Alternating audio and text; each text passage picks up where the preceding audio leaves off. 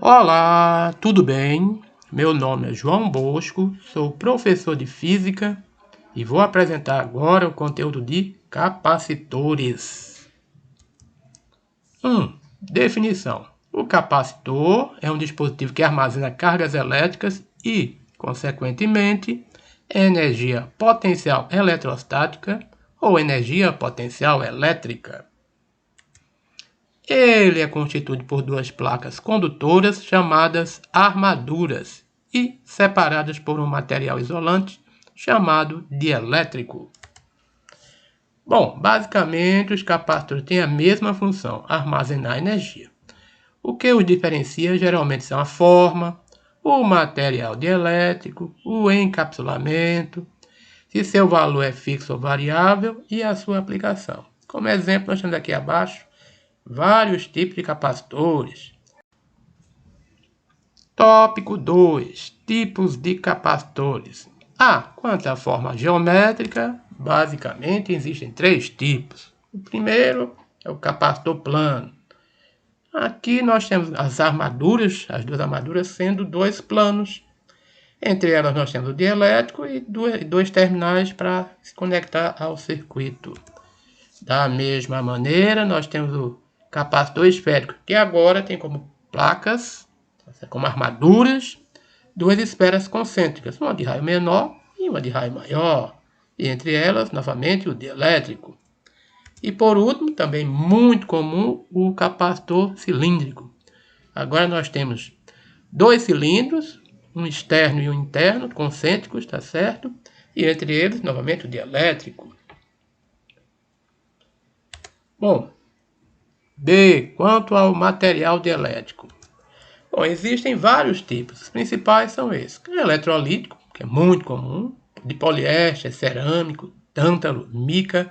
O capacitor variável, que é o 6 aqui, tá certo? Ele consegue mudar a sua capacitância, a sua capacidade.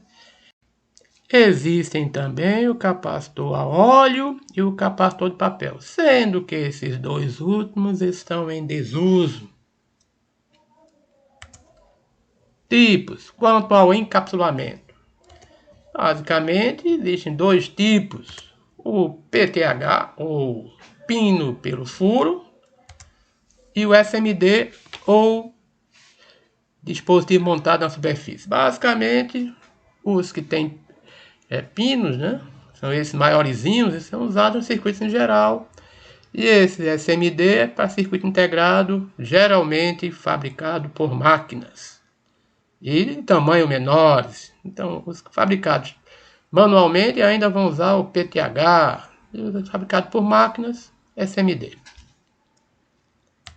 Observação: os componentes eletrônicos, como resistores, capacitores, indutores, transistores, entre outros, aparecem na prática nesses dois formatos, PTH e SMD. Veja a diferença entre encapsulamento SMD e PTH nesse sitezinho aí que ele dá uma geral sobre eles.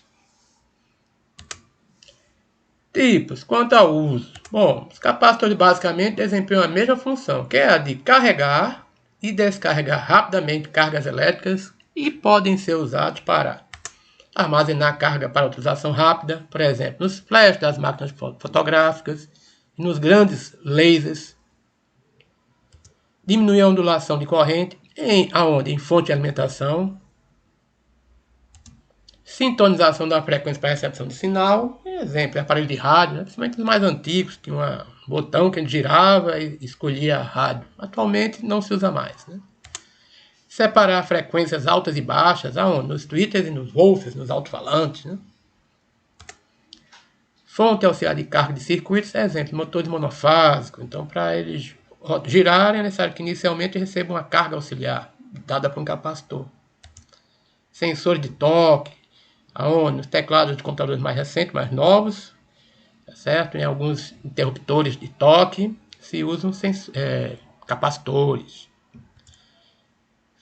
Ignição por descarga capacitiva. Em muitos motores de explosão, os mais novos, né, usam, em vez do platinado, né, usam ignição por descarga capacitiva, tanto em automóveis quanto em motocicletas. Supercapacitores, exemplo das baterias do futuro. Então, a pretensão futura é que se use capacitor como uma bateria. Estamos desenvolvendo várias tecnologias, vários melhoramentos para conseguir armazenar muito mais carga no capacitor e permitir que ele funcione não por um curto espaço de tempo, mas por um longo período. E assim consiga ser usado, por exemplo, em automóveis e outras aplicações as mais variadas possíveis, no lugar das baterias atuais. Símbolos. Bom, existem vários símbolos, mas o principal, tá certo, é esse aqui do capacitor fixo não polarizado. Certo? Um exemplo é um capacitor cerâmico de poliéster, mas de forma geral, nós vamos trabalhar com esse símbolo aqui central aqui, do capacitor sem polaridade. Também tem um capacitor que é polarizado, ou seja, ele obrigatoriamente tem um sentido positivo e negativo. Geralmente, quando ele tem polaridade, ele tem um terminal mais longo, que é o positivo, e um mais curto, que é o negativo. Então, como exemplo de capacitores polarizados, nós temos o eletrolítico, o de óleo e o de tântalo. E os símbolos podem ser 4. O mais comum é esse aqui, superior à esquerda. E temos os capacitores variáveis também, né? Então, eles conseguem modificar a distância entre suas placas, diminuindo ou aumentando a capacitância. E o símbolo é basicamente esse aqui, à direita, embaixo. Tensão dos terminais do capacitor. Bom, todo capacitor é fabricado para trabalhar com a diferença potencial DDP ou tensão de trabalho, que é também chamada tensão nominal. A diferença potencial entre as placas do capacitor é dada por U, V do potencial A, menos V do potencial B. E aqui nós temos um capacitor de uso geral, né? Observação, DDP igual a tensão elétrica, que é igual a voltagem, que é igual a diferença potencial. Capacidade elétrica ou capacitância. Seja um capacitor que armazena uma carga Q maiúsculo e apresenta uma diferença potencial U entre suas placas. A capacitância, por definição, é dada por quem? Pela quantidade de carga armazenada sobre a DDP em suas placas. A unidade de capacitância no SI é o Farad, símbolo F maiúsculo. Lembrando que, pela própria definição de capacitância, né, um Farad vai ser igual a 1 coulomb por 1 volt. E a observação, como o Farad é muito grande, você vai usar submúltiplos. O milifarad, que é 10 a menos 3 do Farad, o microfarad, que vai ser 10 a menos 6 do Farad, um nanofarad, 10 a menos 9 do Farad, e um picofarad, 10 a menos 12 do Farad.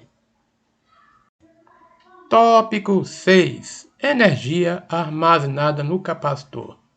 Sendo C, a capacitância, Q, a carga armazenada, U, a diferença potencial entre as placas, e EPEL, a energia potencial elétrica armazenada.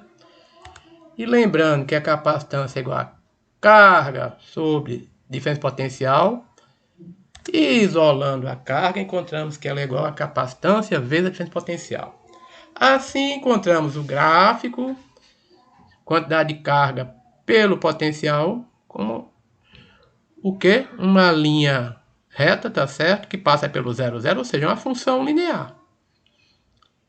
E quem vai ser a área abaixo do gráfico? Simplesmente a energia potencial. Assim, a energia potencial é numericamente igual à área do gráfico carga pelo potencial nas placas do capacitor. E quem é essa área? A área de um triângulo. Quem é a base? U, a tensão nas placas. E quem é a altura? Q. E como a área do triângulo é base vezes a altura dividido por 2, chegamos que a energia potencial elétrica no capacitor vai ser a carga vezes a tensão nas placas sobre 2. Agora, combinando com a fórmulazinha que acabamos de ver da capacitância, podemos também escrever que a energia potencial elétrica é igual a capacitância vezes a tensão ao quadrado sobre 2, ou que a energia potencial elétrica é quem? A carga armazenada ao quadrado sobre 2 vezes a capacitância do capacitor. Qualquer uma das três está correta e, dependendo do problema, vale a pena usar uma ou outra. Tópico 7. Capacitor plano. Ora, capacitor plano é aquele que possui duas placas planas como armaduras, ok? E assim a gente pode demonstrar que a capacitância será igual ao produto da permissividade elétrica do dielétrico, que é o epsilon, vezes a área das armaduras, que vão ser iguais, né? Sobre a distância entre elas d.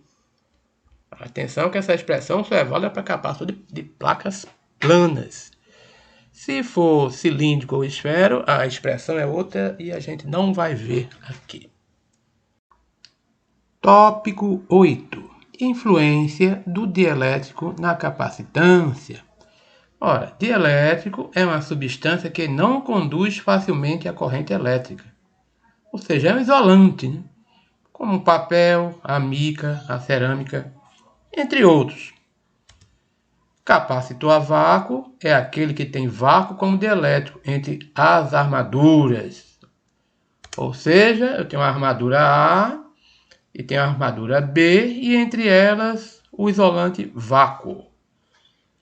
Observe que o que vai ocorrer quando é inserido material dielétrico entre as armaduras de um capacitor sob a ação de uma DDP constante, U de AB, que produz um campo E. Ou seja, aplicando entre a armadura A e a armadura B uma diferença potencial constante UAB, o que vai aparecer aqui? Um campo elétrico E, apontando as cargas positivas para as negativas. Aqui no caso, supondo que A seja positiva e B negativa, então o campo será vertical para baixo. E aí o que acontece quando eu pego o material dielétrico e insiro entre as placas, né? Então, o dielétrico, na minha visão macroscópica, é um pedaço da folha de papel, por exemplo, outro material isolante. Ao fazer isso, tá certo? O que nós vamos fazer na realidade é inserir uma série de moléculas, tá certo? Entre as duas placas. E essas moléculas são polares. Ela tem uma região mais positiva e outra mais negativa. O que vai acontecer quando eu inserir essas moléculas dentro da região das placas? Então elas vão se polarizar, criando o quê? Um campo contrário. Por que elas se polarizam? Porque elas tentam se alinhar com o campo já existente. Ou seja, as cargas negativas de cada molécula tendem a se aproximar das cargas positivas da placa. Já as cargas positivas das minhas moléculas tendem a se aproximar das cargas negativas da placa. Em resumo, eu vou ter o quê? Vários pequenos campos elétricos que saem das regiões de carga positiva de cada molécula para as regiões de carga negativa de cada molécula. Somando todos esses campos, nós vamos ter um campo total ED, E do dielétrico. Em resumo, nós vamos então, ao inserir o material dielétrico entre as placas do meu capacitor, nós vamos ter o quê? Um campo resultante ER, que é exatamente a soma vetorial entre o campo anterior E e o campo criado pelo material dielétrico ED. Agora observem que ED e E têm sinais contrários. Logo, o módulo do vetor resultante ER é igual a quem? Ao módulo do vetor do campo elétrico inicial menos o vetor campo elétrico do dielétrico. E claramente, como tem uma subtração, nós podemos garantir que o campo ER resultante é menor que o campo anterior. Assim, como a carga é igual a C, capacitância, vezes U, e U é constante, porque o capacitor está ligado a uma fonte externa, o que é que nós podemos observar é que vai poder entrar mais cargas para voltar a restabelecer o campo total E.